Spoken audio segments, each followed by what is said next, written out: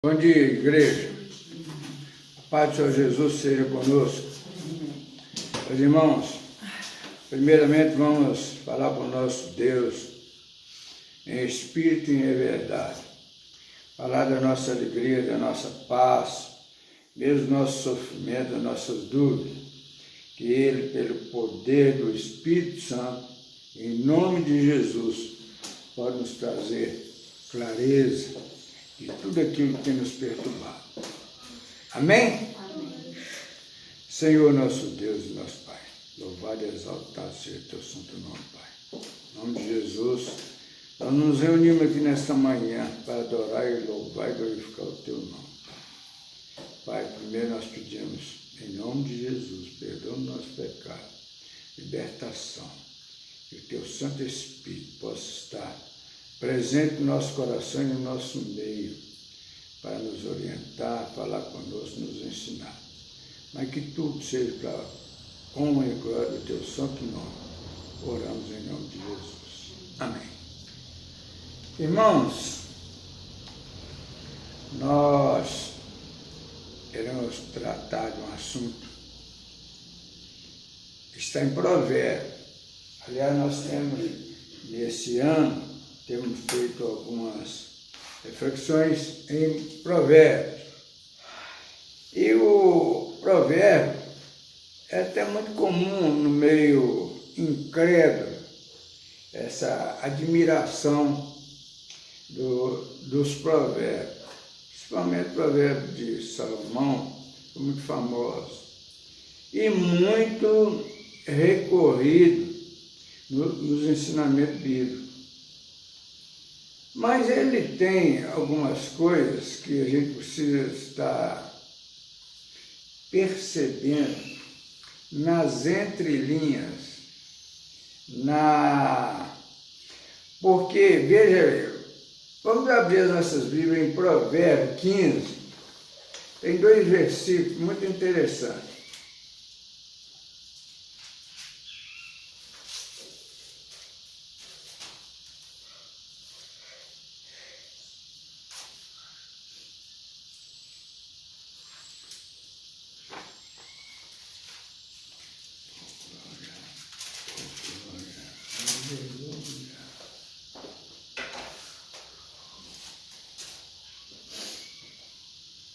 Amém? Amém. Provérbio 15, verso 8 e verso 29. Verso 8 diz assim: o sacrifício dos ímpios é abominável ao Senhor, mas a oração dos retos é o seu contentamento. E ele, no 29, ele diz assim: longe está o Senhor dos ímpios, mas escutará a oração do justo. O Salomão está falando aqui a respeito daquilo que ele imagina que é o pensamento de Deus. Ele diz assim, o sacrifício dos incrédulos, dos ímpios, é abominável, é descartável, Deus não toma nem conhecimento disso. Mas a oração dos retos é o seu contentamento. Então, o Salomão está dizendo aqui que o sacrifício, que é muito comum nas religiões e muito comum nas religiões evangélicas, a respeito do sacrifício. Tem um sacrifício disso, daquilo, eu não como carne, não faço isso, não sei o quê. É um rolo de sacrifício. Mas o Salomão, ele entendeu pela sabedoria dele, e a sabedoria que ele está sempre transmitindo, ele transmitiu, deixou para a posteridade, que as pessoas entendessem. E o sacrifício é abominável a Deus. Eu não quero nem saber de sacrifício, seja ele qual for. Deus não quer sacrifício. É abominável. Mas a oração dos retos é o seu contentamento. É o contentamento de Deus quando uma pessoa ora em espírito espírito, sem discurso, sem palavras bonitas, mas fala aqui do sentimento. E a oração, ela precisa de ter, primeiramente, o reconhecimento da nossa condição de pecador. E a oração precisa também de ter louvor ao nome de Deus, reconhecer a grandeza de Deus. E precisa também que esse Deus maravilhoso precisa ser louvado e exaltado e glorificado. Mas nós não podemos louvar a Deus, glorificar a Deus simplesmente assim. É preciso que nós façamos uma comparação das maravilhas de Deus, as maravilhas que têm acontecido na nossa vida. Vamos, por exemplo, uma maravilha que todo mundo recebe. É uma maravilha nós termos a oportunidade de nascer e caminhar para essas terras. Ver tanta beleza, ver o mar, o infinito, a vegetação, os animais, quanta coisa maravilhosa. Nós olhamos para o nosso corpo e olhamos, nós sabemos que nós temos um coração que bombeia o nosso sangue, que caminha o nosso corpo todo. Nós sabemos que nós temos um rim que filtra todas as nossas maldades do nosso corpo, que nós alimentamos. Né? Nós temos um fígado, nós temos um cérebro que é impressionante. O cérebro, ele mexe com tudo. Ele é instantâneo. Eu posso aqui, nesse momento agora, me sentir lá no Japão. Eu estou no Japão. Olha que maravilha. Tudo dentro do céu. Então, são maravilhas no nosso corpo. É uma oportunidade que Deus nos deu de caminhar por essa terra, passar por todas essas oportunidades. E lá no 29, ele ainda diz assim: longe está o Senhor dos ímpios, mas escutará a oração do... Então, ele dizendo o seguinte, olha, o Salomão está falando aqui sobre sabedoria. Longe está o Senhor dos ímpios, mas escutará a oração dos justos. Longe está o Senhor dos ímpios, está longe, mas escutará a oração dos justos. Deus, ele trouxe a salvação exatamente para a nos conceder essa comunhão com Ele. Então é maravilhoso. Mas nós vamos ver que é preciso que a gente faça comparação nas coisas que a gente vive. Por exemplo, quando ele diz, Salomão fala sobre sabedoria. Sabedoria de Salomão é maravilhosa. Mas não adianta a sabedoria sem a prática. Você lê sobre sabedoria, você lê um provérbio, faz nada na sua vida, não altera nada em sua vida. Mas se você praticar aquilo que o provérbio está ensinando a respeito de sabedoria, vai certamente melhorar a sua vida. E nós vamos entender também que é o seguinte, que Salomão, com a sua grande sabedoria, não foi tão sábio assim, que só fez bobagem. Não tem dúvida que ele fez coisas maravilhosas, mas fez muita bobagem. Então, nós temos que fazer essa comparação. Mas onde chegou a sabedoria de Salomão? Isso, meus irmãos, nós trazemos uma comparação aqui, o seguinte. Nós vamos lá em Lucas. Nós fazemos uma comparação. Lucas capítulo 18.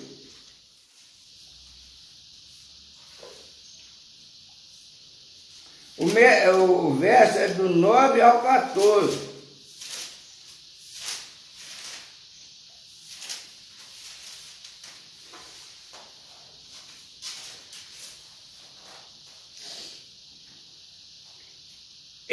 texto fala entre duas categorias de pessoas. Fala sobre o fariseu, que é um elitista, legalista, tido como sábio, como inteligente, como gente especial.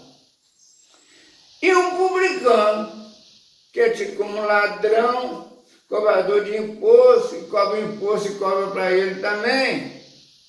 Então, nós temos uma figura de uma pessoa boa, uma pessoa especial, uma elite da sociedade judia, e vemos também um paira, um que anda só de tomar dinheiro, buscar dinheiro, sei o quê. Mas vamos ver, vamos fazer uma comparação em termos de sabedoria de um e do outro. Aí diz assim, o capítulo de Lucas 18, verso 9 a 14, diz assim, o verso 9 diz assim: propôs também essa parábola a alguns que confiavam em si mesmos, por se considerarem justos e desprezavam os outros. Onde está a sabedoria? Dos tidos como sábio, como gente especial. Aí vai explicar, diz assim: 2 homens subiram ao templo com o propósito de orar. Um fariseu e outro publicano, 2 categorias de gente. O fariseu, posto em pé, orava de si para si mesmo. A oração dele não saía dele, ficava nele mesmo. Não havia essa comunhão espiritual com o Todo-Poderoso. O fariseu, posto em pé, orava de si para si mesmo, dessa forma: ó Deus, graças te dou, porque não sou como os demais homens. Eu sou diferente, sou especial. Roubadores, injustos e adúlteros, nem ainda como este publicano. O senhor está vendo, está orando aí.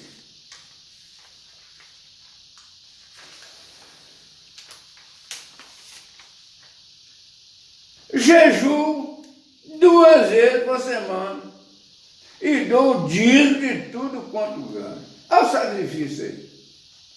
Olha o sacrifício. Jejuo 2 vezes por semana e dou o dízimo de tudo quanto ganho. Sacrifício, faço sacrifício. O publicano, estando em pé, longe, não ousava nem ainda levantar os olhos ao céu, mas batia no peito dizendo: ó Deus, sê propício a mim, pecador. Olha que diferença. Digo-vos que este desceu justificado para a sua casa, o publicano, e não aquele, porque todo que se exalta será humilhado, mas o que se humilha será exaltado. Meus irmãos, aí que está a triunidade do Evangelho, da sabedoria.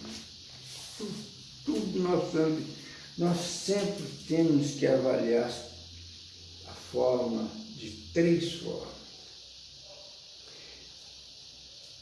No caso da sabedoria, o Salomão foi um expert. Salomão fez muita coisa sábia, mas não teve o equilíbrio, fez muita coisa má.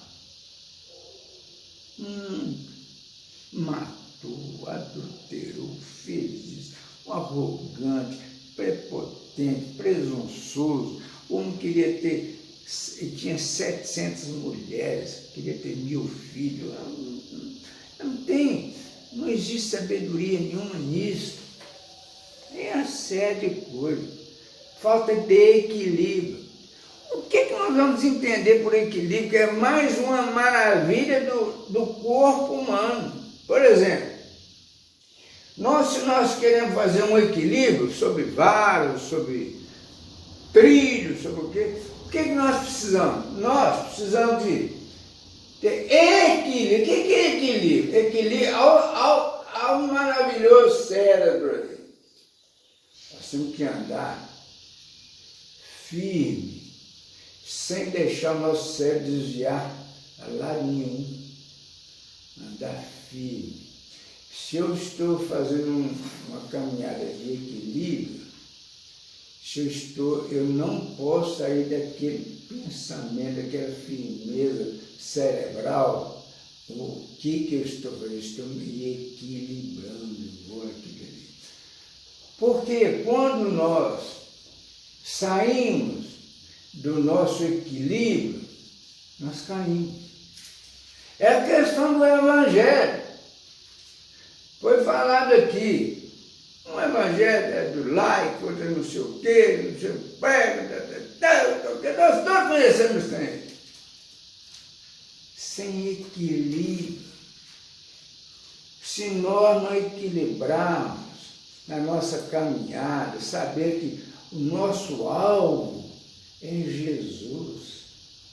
E a salvação que nos conduz, nós temos que ir firme, sério, firme, sem pestanejar,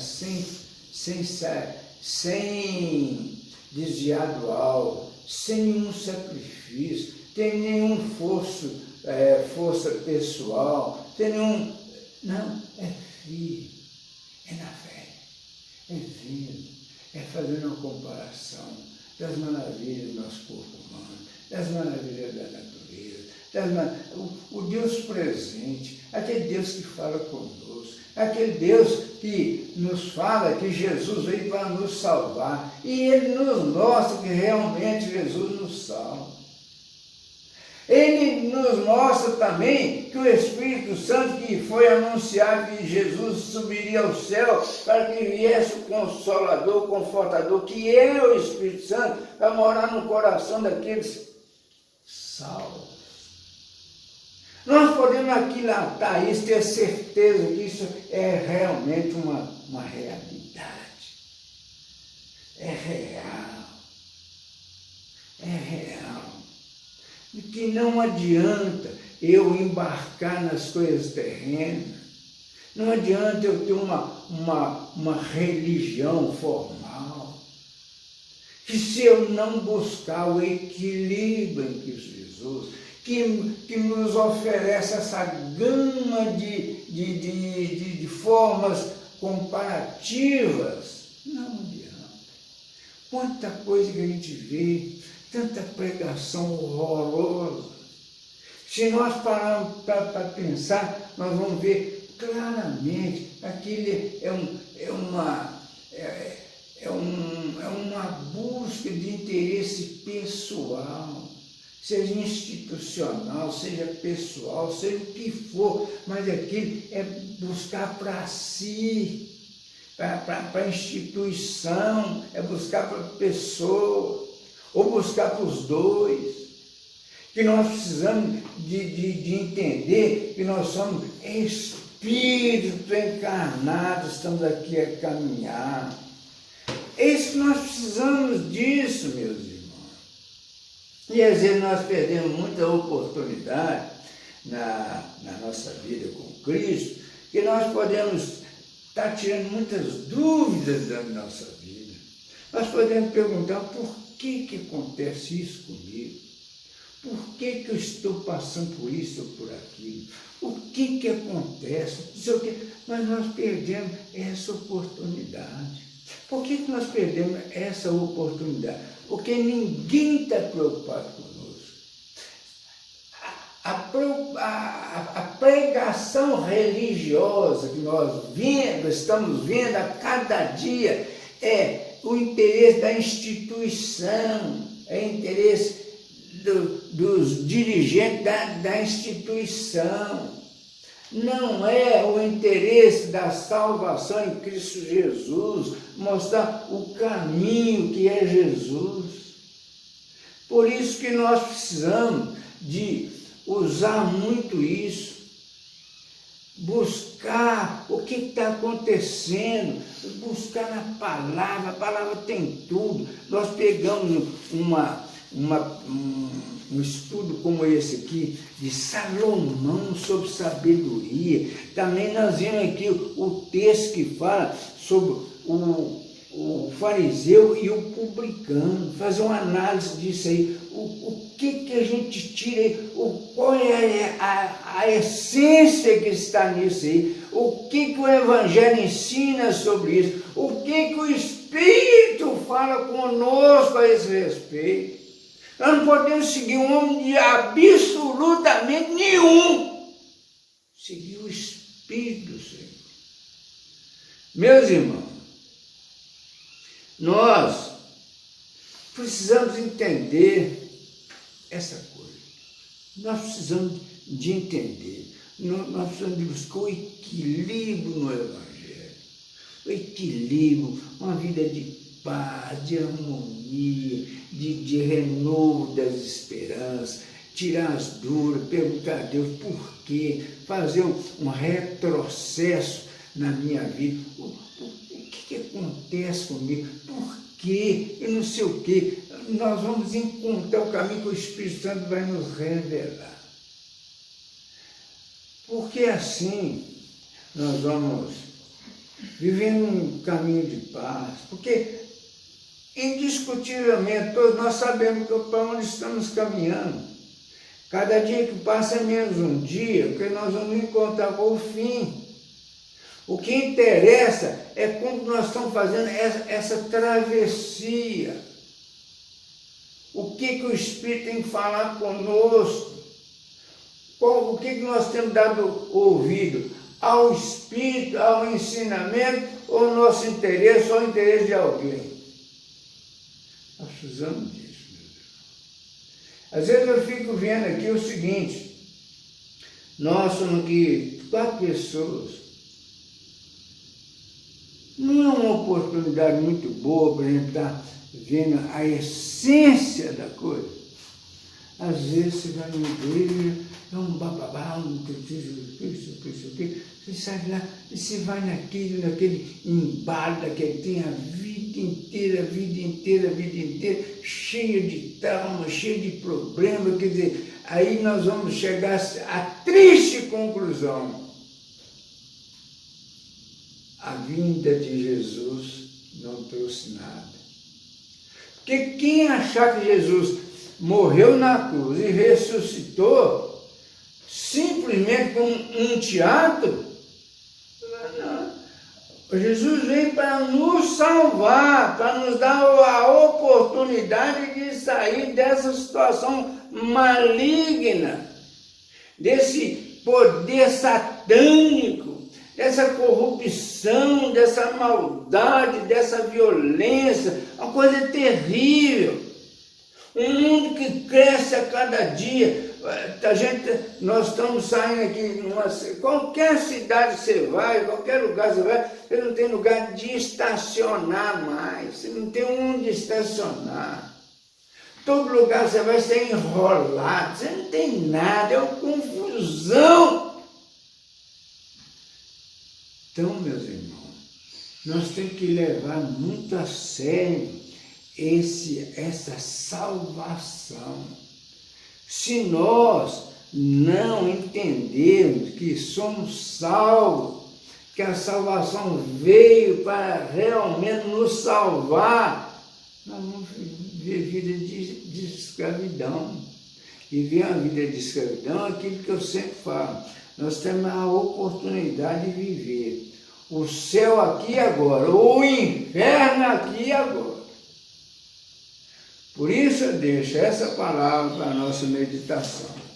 Saber que não é pela sabedoria, mas sim pelo equilíbrio em Cristo Jesus. Andar segundo o ensinamento espiritual. E nós não temos nem que perguntar, nós temos que fazer